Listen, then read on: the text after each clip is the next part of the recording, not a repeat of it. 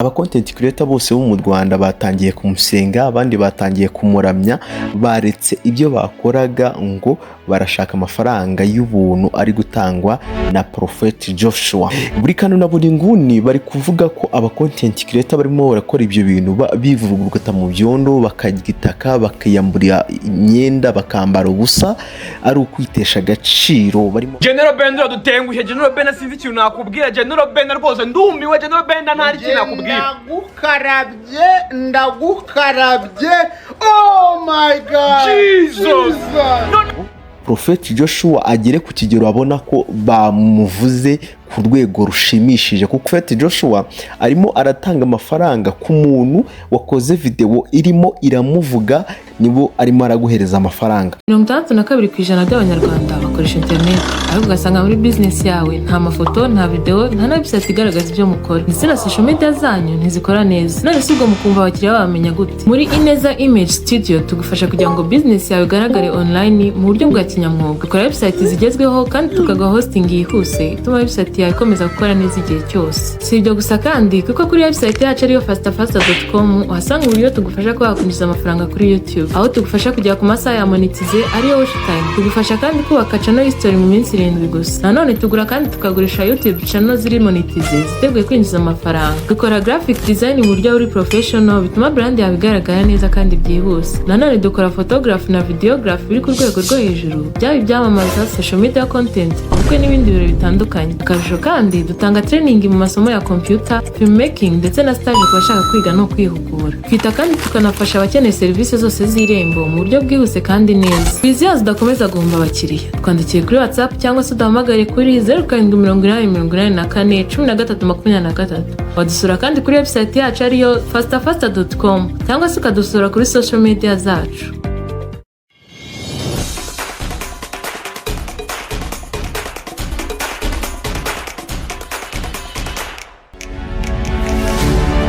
Hashize iminsi 5 Prophet Joshua atangaje yuko yateguye cyangwa yateganyije miliyoni 100 zo guhaba content creator bose bazavuga izina rye. Mu kuvuga izina rye nakaruhu kumuvuga amazina ngo Prophet Joshua, Grammy, Money Machine, Western Union, Word Limit. Bese buri content creator wese uzagenda uvuga ayo mazina nkuko MoneyGram, Money Machine, Western Union, ndetse akavuga kari Word Limit n'ibindi bigiye bitandukanye.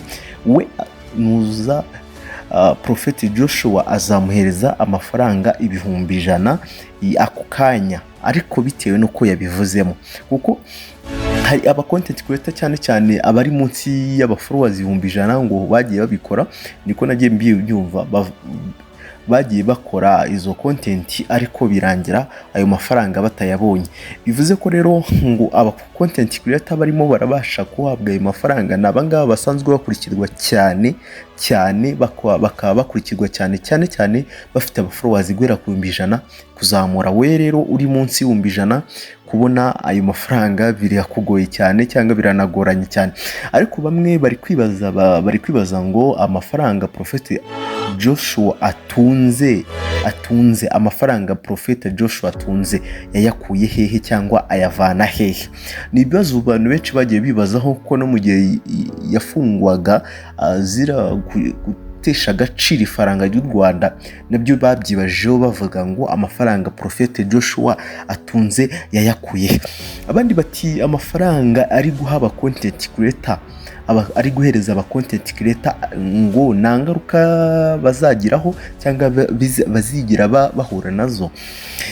Mu minsi yashize Prophet Joshua yatawe muri yombi akurikiranyeho icyaha cyo kugayisha agaciro k'ifaranga ry'u Rwanda. Kakajwi we Prophet Joshua yashatse kumuha amafaranga, kakajwi we arabyanga, arababwira ngo ni ukwitesha agaciro, ngo byo sinabikora, ntago nayakira, arayanga. Patino we muri video yakoze yasobanuye yuko avuga ko nta rindi zina azongera kuvuga, nta rindi zina azongera kuvuga Prophet Joshua paka. DJ Menda we yagaragaye n'ubundi arimo arigaragura mu byondo avuga ko nubwo byagenda gute atareka kuvuga Prophet Joshua.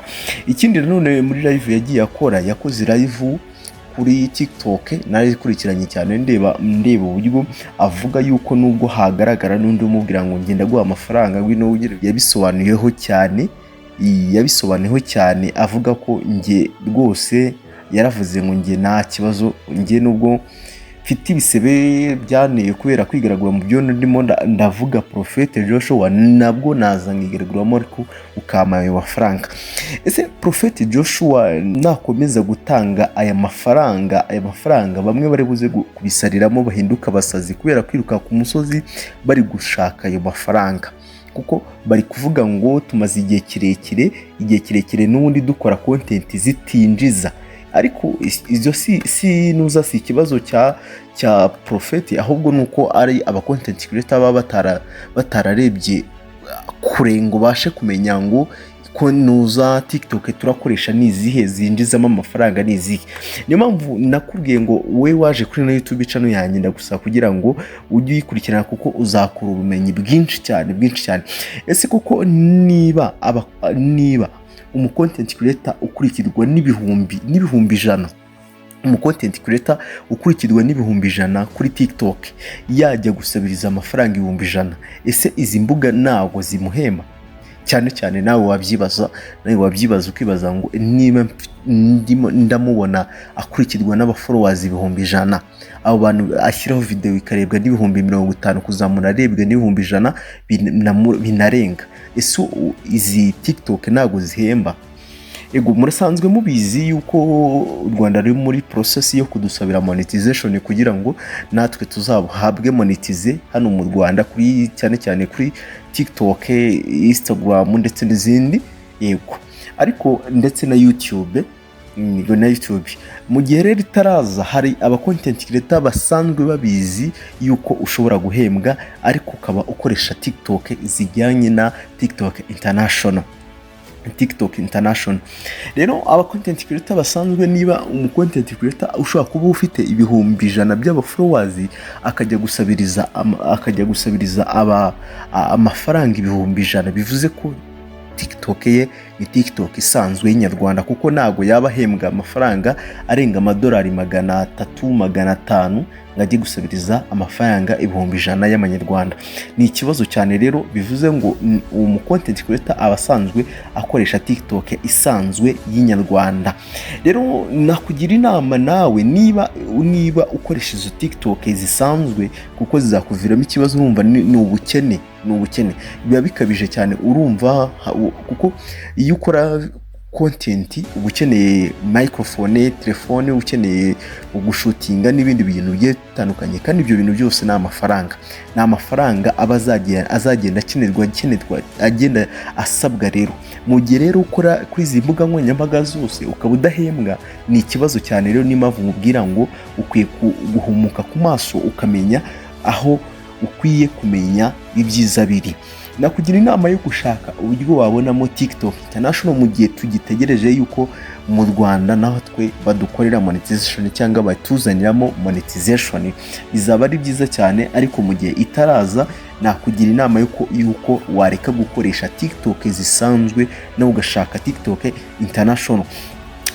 Inama nziza nakugiramo nuko TikTok zisanzwe zitari TikTok International akaba ariyo mpamvu iri kubatera gusabiriza amafaranga ibihumbi 100 bivuruguta mu byondo, kubera ko kuba bafite TikTok zitabahemba nyine bano ba content creator bakabaye binjiza amafaranga menshi ku buryo byibura batari kwigaragura mu byondo kubera ibihumbi 100. Ese nawe waba ukoresha TikTok isanzwe TikTok isanzwe itazaguhemba? Nakugira inama rero yo gushaka ikigo cyangwa website nziza irimo iratanga izo serivisi z'inyarwanda aba followers banyabo n'izindi serivisi zose nziza ni Faster ni ikigo cyangwa ni website irimo iratanga izo serivisi. Faster itanga TikTok zisanzwe international, bakagufungura email ifunguye mu gihugu cyacyo cyose ushaka, cyane cyane muri bino bihugu byemerewe gukorerwamo monetization ya TikTok. Cyangwa yo bitabaye ibyo ngibyo, wowe ugaba ushaka TikTok iri monetize yujuje byose, mbese isanzwe iri monetize, icyo ukora wowe no gufata email, gushyiraho PayPal account yawe uzajya uhemberwaho, nta kindi, ugashyiramo n'irangamuntu yawe bika verified, byarangira ubwo nawe ukajya uhembwa na TikTok. Izo TikTok zose barazifite rero, nugira ikibazo cya Faster kuko abantu ubandikira ni abanyarwanda, muvugana mu Kinyarwanda, rero nugira ikibazo kuko bagira na YouTube channel zimonetize, watch time, views ndetse n'aba followers ku mbuga nkoranyambaga zarizo zose. Rero ndakugira inama nawe kugira ngo uve mu rujijo usange Faster nawe bagufashe, bakuvane kuri zero bakugeze ku gasongero, kandi mu gihe gito cyane nawe utangire uhembwe, uve mu kuvuza induru uri gusabiriza amafaranga, uramye umuntu aho kuramya Imana yakugejeje aho ugeze uyu munsi. Kuko aya mafaranga ataraza wari uriho, rero reka kwitesha agaciro urimo uraramya umuntu kugira ngo aguhe amafaranga. Ndagushimiye cyane rero wowe warebye ino video, tukaba tuyisozanye ku musozo. Niba ari n'ubwa mbere ugeze kuri ino channel yanjye, ndagusaba kugira ngo ukande subscribe kugira ngo buri uko nkoze video ujye ubasha guhita uyibona ako kana. Mwandira subscribe, mwandira like, mwandire share, wandike muri comment umbwire video tuzakuraho ubutaha. Ndagushimiye cyane, njye nitwa David, tuzasubira muri video y'ubutaha. Imana ikomeze kumera umugisha.